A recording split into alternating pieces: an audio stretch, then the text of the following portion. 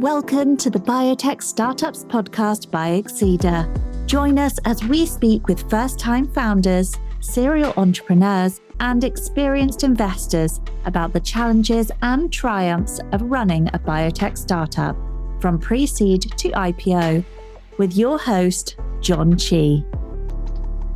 In our last episode, we explored Cyriac's early entrepreneurial journey, including selling software at 15 and embracing resilience during his transformative exchange year in Texas. If you missed it, be sure to go back and listen to part 1. In this episode, Cyriac brings us on a journey from Texas to Japan, where he pressed the reset button and began bridging the physical and digital worlds in groundbreaking ways. We'll dive into his early fascination with technology, from building a programmable robot in high school to his time at McKinsey, where he developed strategic insights that paved the way for his entrepreneurial career. Cyriac also recounts co-founding a mobile marketing company during the dot-com boom and driving innovative campaigns with brands like Coca-Cola. The reset button has been maybe a recurring theme.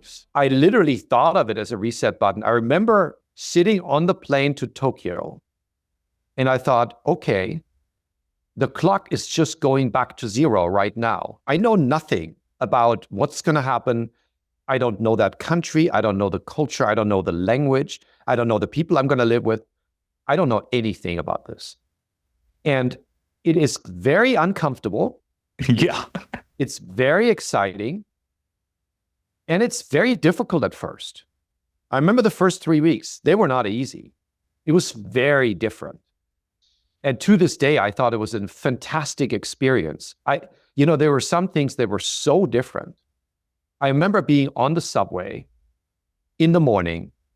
The subway is so full in Tokyo that there are people who wear white gloves, who are employees of the subway line, who push people physically into the subway to be able to close the doors behind them. And when you have a bag with you, you don't need to carry it. You just stick it between you and the next person and it will hold by itself because it's so tight. Yeah. And yet, you could hear a pin drop in that subway if you had listened, because nobody was speaking a word. There were hundreds of people in a single car and nobody spoke a word. That is a completely different world. Yeah. And nobody makes eye contact, right? Because they're all strangers to each other. So very different, but very interesting. Meanwhile, I was also very interested in technology.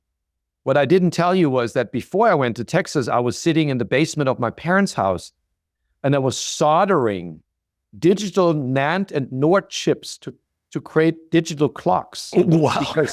Because I was super interested in technology and not just in software, but also in hardware.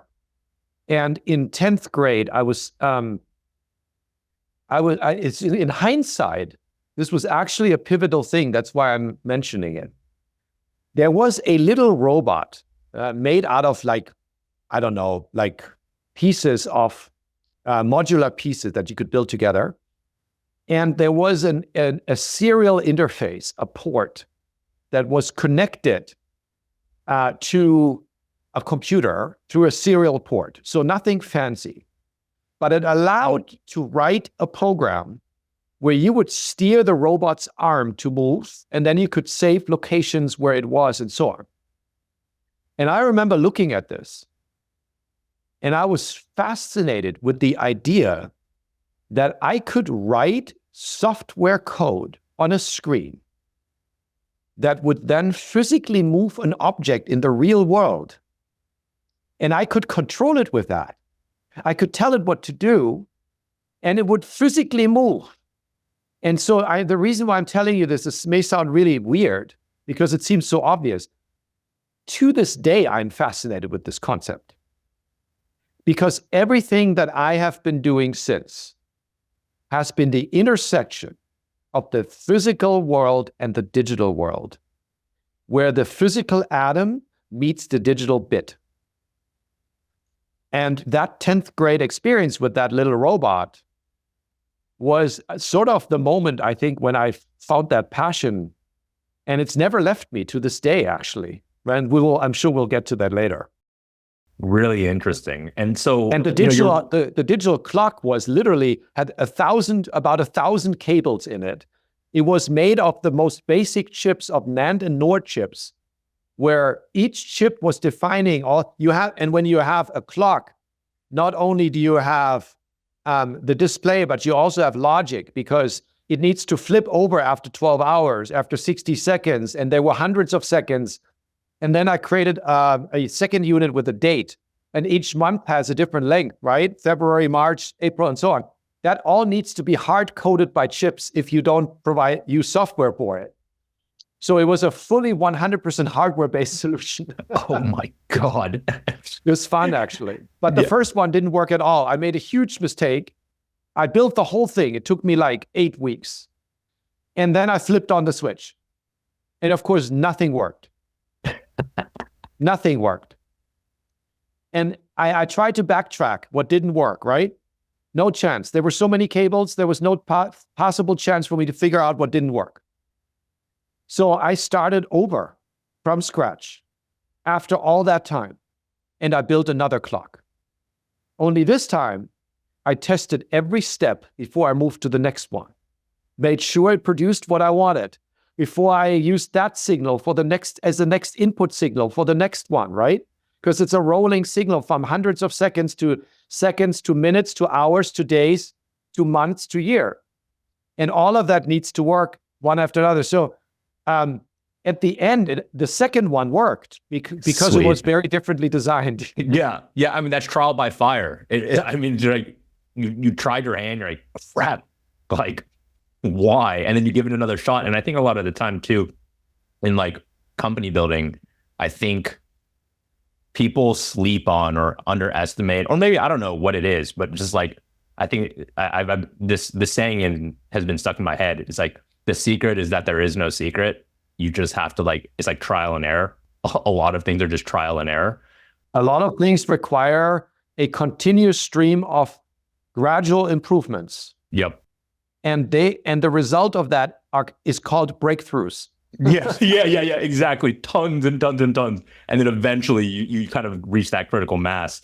And you're wrapping up your kind of academic career, and you're now thinking about going out into the world and fending for yourself.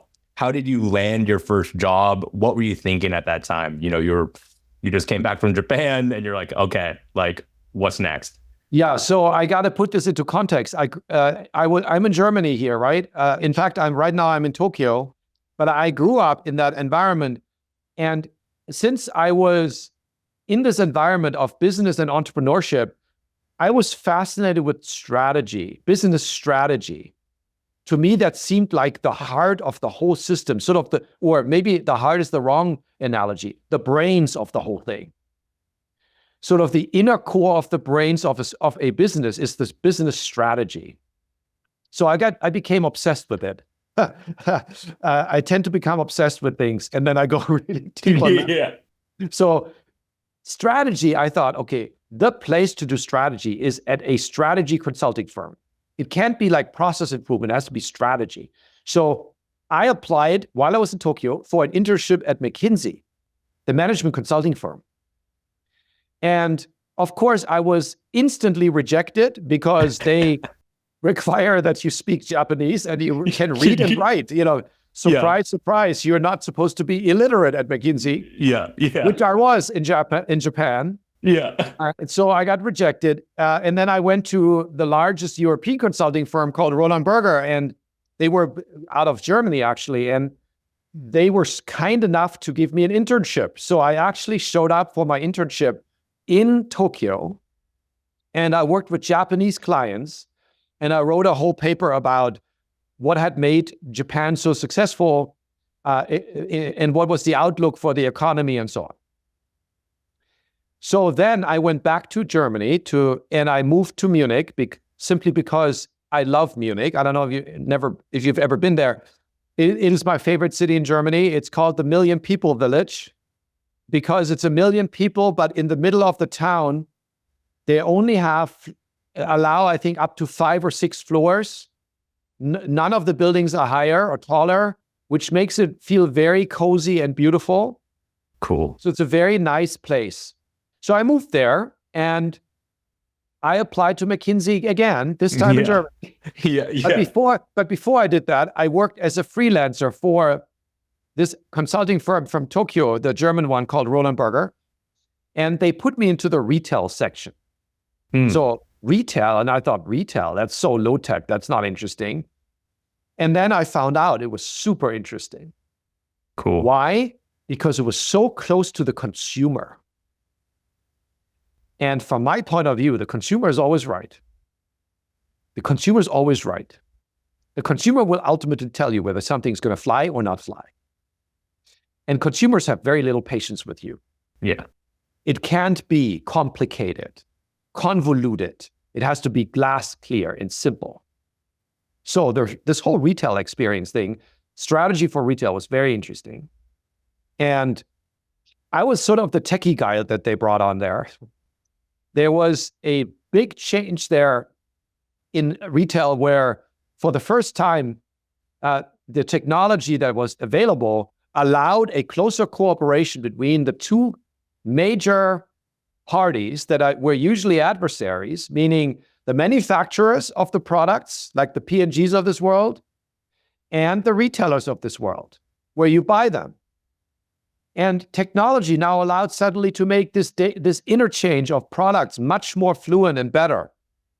That had technical implications, but also strategy implications. And Roland Berger's strategy firm, so they couldn't help much on the technology side, but I went out to find them a partner so that they could pitch together with a large technology consulting firm to have them participate in a European-wide request for proposal for this new technology called efficient consumer response, ECR. And we were up against Boston Consulting and all the big guys. It turns out Roland Berger won that thing. Oh, wow. And I remember the night before we had submission date, we were still working on the document, and I was then tasked in the morning at 4 a.m. to get to the airport and fly that thing personally out to Brussels from Munich so that it would still make it on time. And I thought I was like the messenger of this, package. It was very fulfilling to me. And we won that thing. So that was Roland Berger. And then after that, I still was obsessed with McKinsey because to me, it was like the brain of the brains. So I applied again and I barely made it through the interviews. And they took me as a summer associate. And my first job, I asked for a global project. So they put me on a project that brought me back to Texas. Oh, wow. So here I was sitting in Dallas, close to the airport at an hotel for like 3 weeks in a row, and worked for a chemical firm on strategy. Chemistry was not really my thing. So when I joined them full time. And my first project became to write a book. Oh, wow. With 5 other Germans, we were writing a book in English for the American market, for Harvard Business School Press, published under their name. And it was about the software industry. The name of the book was The Secrets of Software Success. And we interviewed 100 software companies around the globe to find out whether there are any lasting management principles in an industry where your products are obsolete after 18 months. So we went everywhere, and of course, also to Silicon Valley. And I will never forget this. When I touched down in Silicon Valley at SFO, and I went to Palo Alto, there is this smell of pine trees in the air for some reason. Yeah. And I don't know what happened in my mind. Something weird happened, but it somehow permanently connected it to entrepreneurship smells like pine trees. Yeah. I literally felt like entrepreneurship was in the air. And I instantly fell in love with this place. And I thought, I have to move here. Cool. One of my meetings, I'm not quite sure why they took this meeting with me, but was at Kleiner Perkins. It was probably because I was working with large media clients and they were potentially thinking about collaborations for their startups. So I remember sitting in the meeting room right next to John Doerr's office as a visitor, as a guest. Yeah. And I sat in that meeting room and I thought, this is probably where Jeff Bezos came through, and Sun Microsystems and AOL and all these guys that won big. They were probably all here because they all got financed by Kleiner Perkins. At the time, this was one of the top venture capital firms in the world, right? And I thought, I have to move here.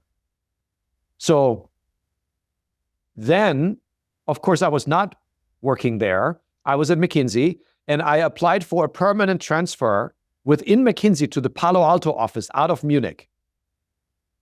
At the time, everybody wanted to go. This was 99. And I got very lucky and it was approved with no return ticket back, a permanent move. Wow. 3 months before moving, I quit McKinsey. Yeah. Yeah, that is amazing. I quit because I had always said, if the right people show up and an idea I believe in, I will quit whatever I do and I will start a company. And so the right people showed up. They were all, most of them were there, and we all left and we started a company. And this was out of Munich. And the company was built around mobile devices. And mind you, this was a time when cell phones had green screens. Yeah. And text messaging was a geeky thing, even in Europe at the time. So we were insanely early. Yeah.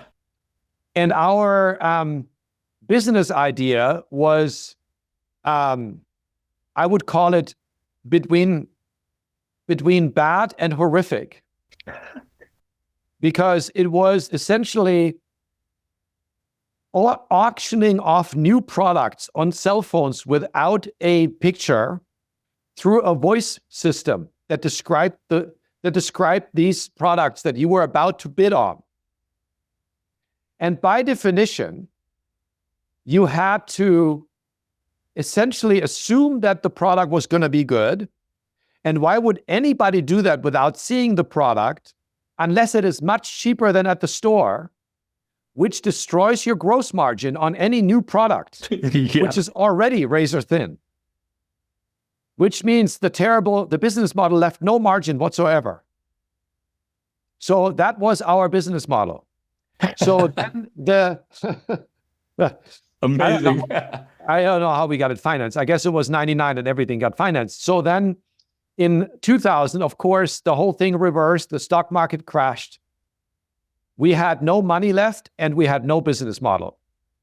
The other two founders' jobs became to find new money. My job was to find a new business model. I don't know who had the worst summer that year. So then finally, my co-founders actually found money on the very last day. Wow. Actually, it was one day after we were the last day. And our investors were so kind to not have the whole company fall to them, but rather allow one more day. In the meantime, I had found this thing that I thought we might call working with brands on mobile phones. And to make it short, I thought, let's call it maybe mobile channel marketing or something. And then we thought, let's just drop the word channel. And we ended up with mobile marketing. In other words, there was no term for it. Yeah. We had to create it. And the first client partner was McDonald's, Germany. Whoa. And our competitors had $5,000 deals, and we signed a $500,000 deal. And this was a 2-year deal. And it was at the time, deemed an enormous amount of money for a mobile phone platform that nobody has ever used. And remember, text messaging was just starting to take off. We're not talking color screens. We're talking black and white LCD with a green display background. So that was that. And then we decided, okay, the best way to solve this problem is to not be on the phone until you are actually have already seen something. So we went on packaging. And I became obsessed with the biggest brand in the world, which is Coca-Cola. And I thought, if Coca-Cola signs up for mobile marketing, then mobile marketing is established, which is, of course, a complete fallacy. Just I sort of fell for my own fallacy, and I became very obsessed. And it took me 2.5 years to crack the code on Coca-Cola, who had initially no interest. And I found this amazing guy at Coca-Cola Germany who was open-minded and wanted to try something new. And Chris Borgreve was his name, or is his name. And he and I kind of partnered around this. And the idea was, what if we could print a unique code on every label of 160 million Coca-Cola bottles?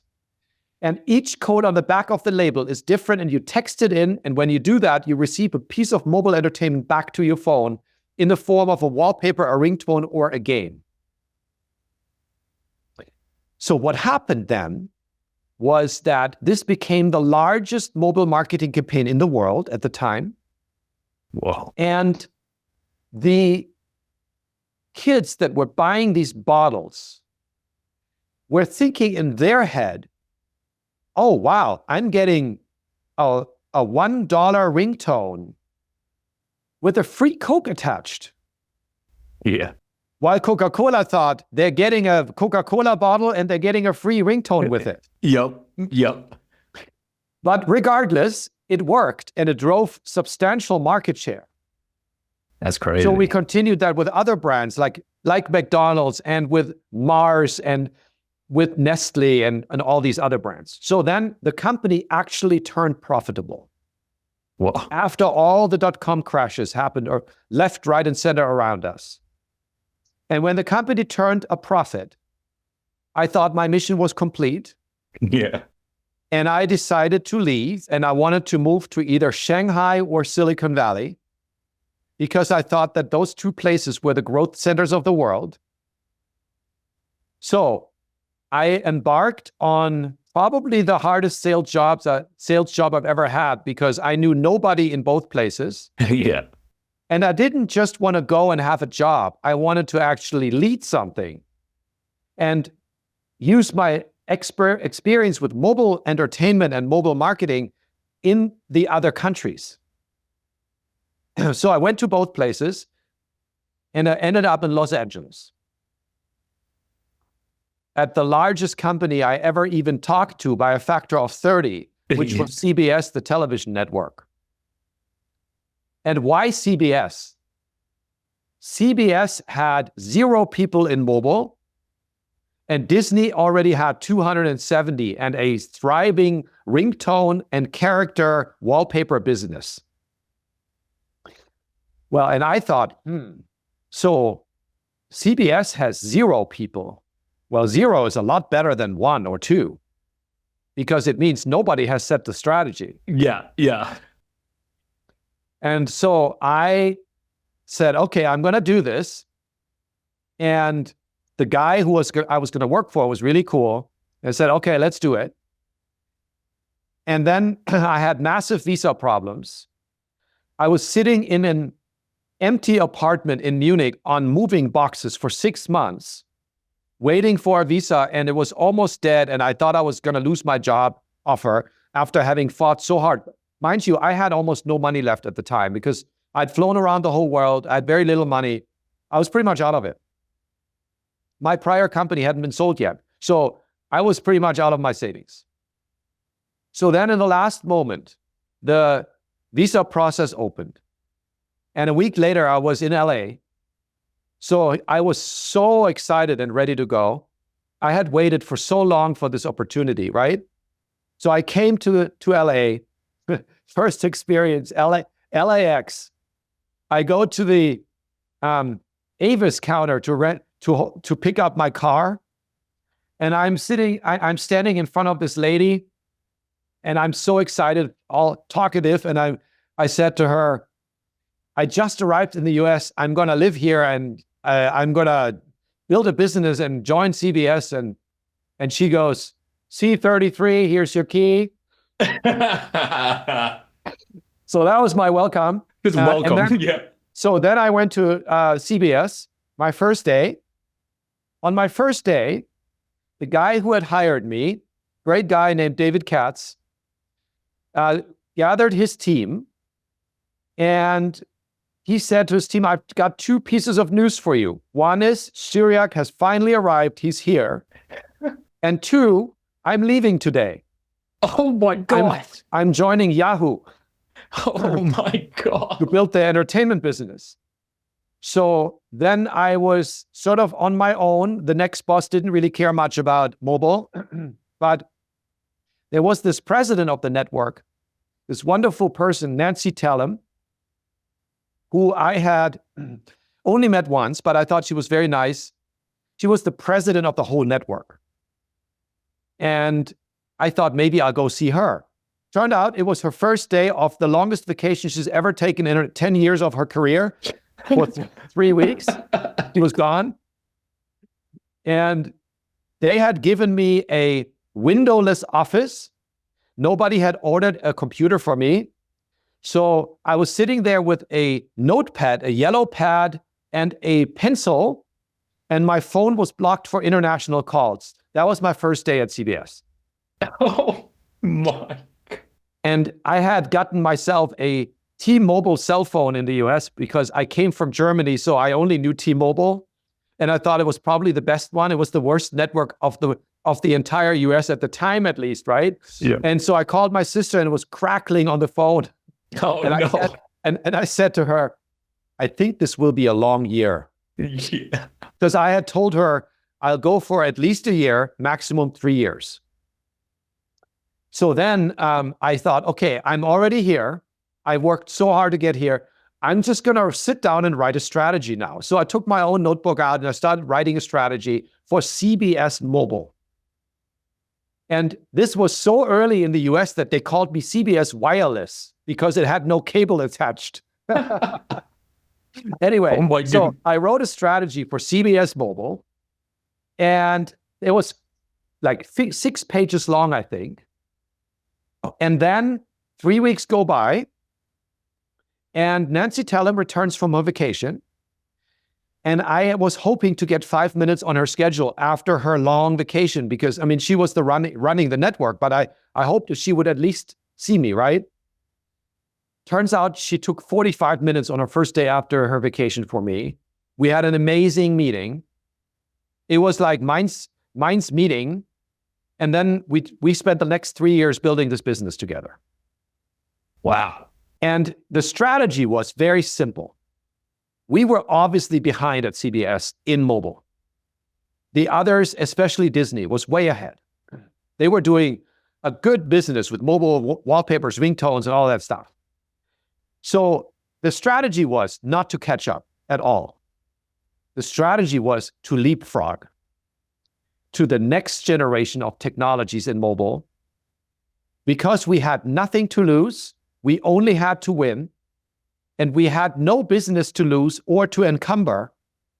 So we jumped forward and became the first television network that did mobile video alerts when breaking news happened, that did the first interactive TV shows where people texted in what should happen in the Big Brother house by their own phone and changed the story of the TV show. We started the first mobile television channel, and we created the first CSI game that would call you when you're not playing the game. If you don't show up in the next 5 minutes, you're losing points because you're a bad agent. Yeah. It was like the push notification before the push notifications. That's right. Yeah. So before we knew it, we were growing to 30, 40 people and made over 30 million revenue profitable. So then 3 years later, the time came up for my contract. And I said, if I stay here, it was really a great time. It was amazing, right? But if I stay here, I'm not an entrepreneur. I'm a bullshitter. So I quit. And my then girlfriend, who I'd met at CBS, and now wife and mother of our children, and I, Angel, we took a trip around the whole world. And it was supposed to be just a cool vacation because she also quit. And we wanted to just look at crazy, interesting places like Bhutan in the Himalayan mountains, and Nepal, and New Zealand, and South Africa, and the Amazon jungle, and Costa Rica. But it ended up becoming a trip about how people use cell phones around the world. I took 1,500 photos of people using their mobile phones. And it was fascinating. One example, we were in Bhutan at 10,000 feet altitude in the Himalayan mountains. And there were these monks, these young monks in red robes, huddled over something on the ground, being all excited about something. So I went there to take a peek what they were looking at. And on the ground was a flip phone that was playing a ringtone. And that was their form of entertainment at 10,000 feet altitude. Wow. And in that moment, it became very clear to me, this thing goes really deep. This is the next big computing platform. And so then we went to the Amazon jungle in Brazil, offside of Manaus, down the river, right? The Amazon River. There is a village only reachable by little boat of 25 people.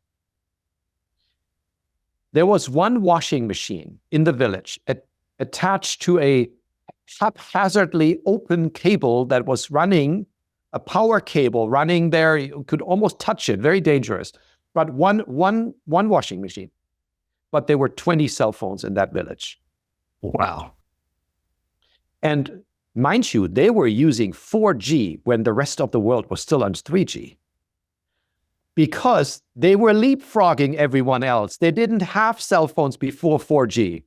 So they didn't have any prior network to replace. So they started with 4G right from the get-go and got the newest technology. Again, they leapfrogged. So I wrote about this experience and I came back to the US. And then Angel and I packed up and moved to Silicon Valley. Finally. That's all for this episode of the Biotech Startups podcast. We hope you enjoyed our discussion with Cyriac Roeding. Tune in to part 3 of our conversation to learn more about his journey, including how he navigated the 2008 financial crisis. If you enjoyed this episode, please subscribe, leave us a review, and share it with your friends. Thanks for listening, and we look forward to having you join us again on the Biotech Startups podcast for part 3 of Cyriac's story. The Biotech Startups podcast is produced by Exceeder. Don't want to miss an episode? Search for the Biotech Startups podcast wherever you get your podcasts and click subscribe. Exceeder provides research labs with equipment leases on founder-friendly terms to support paths to exceptional outcomes. To learn more, visit our website www.exceeder.com. On behalf of the team here at Exceeder, thanks for listening. The Biotech Startups podcast provides general insights into the life science sector through the experiences of its guests. The use of information on this podcast or materials linked from the podcast is at the user's own risk. The views expressed by the participants are their own and are not the views of Exceeder or sponsors. No reference to any product, service, or company in the podcast is an endorsement by Exceeder or its guests.